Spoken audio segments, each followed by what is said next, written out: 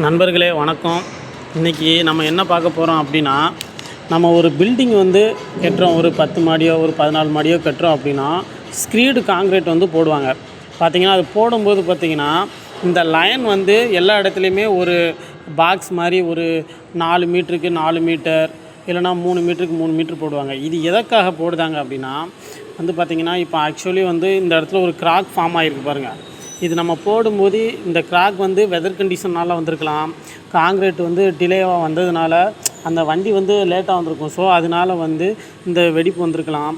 இல்லைனா வந்து கிளைமேட்டு மாறி மாறி சேஞ்ச் ஆகுறதுனால ஏதாவது ஒரு பிரச்சனையினால் இது வந்திருக்கலாம். இப்போ ஆக்சுவலி நம்ம இது போடுறது வந்து ரொம்ப ரொம்ப நல்லது. ஏன் அப்படின்னா, இந்த கிராக் வந்து இந்த இடத்துல வந்து கிராக் வருதுன்னா இங்கேருந்து ட்ரான்ஸ்ஃபர் ஆகி இதுக்கு தாண்டி போகாது. அதுக்காகத்தான் இந்த இந்த லைன் வந்து நம்ம வந்து போடுறோம். இது வந்து ரொம்ப முக்கியம். இது நிறைய இடத்துல போடாமல் அப்படியே ப்ளெயினாக வந்து காங்க்ரீட் போட்டுருதீங்க. அது வந்து ரொம்ப தப்பு.